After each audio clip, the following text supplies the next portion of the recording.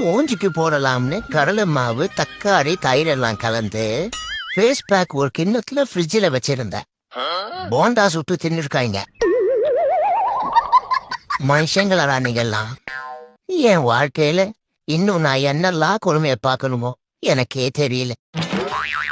இவனெல்லாம் இருக்கிறதுனாலயே ஒரு குறுகுறுப்புக்காரன் கூட ஊருக்குள்ளேயே வரமாட்டான்.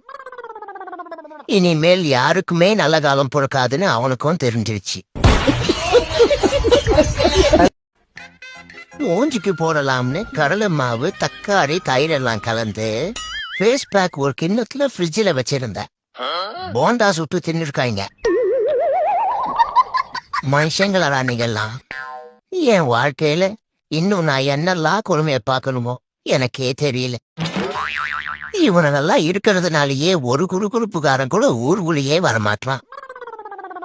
இனிமேல் யாருக்குமே நல்ல காலம் பிறக்காதுன்னு அவனுக்கும் தெரிஞ்சிருச்சு.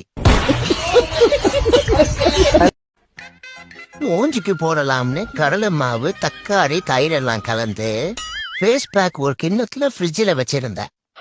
போண்டா சுட்டு தின்னுருக்காங்க. மனுஷங்களா நீங்கெல்லாம்?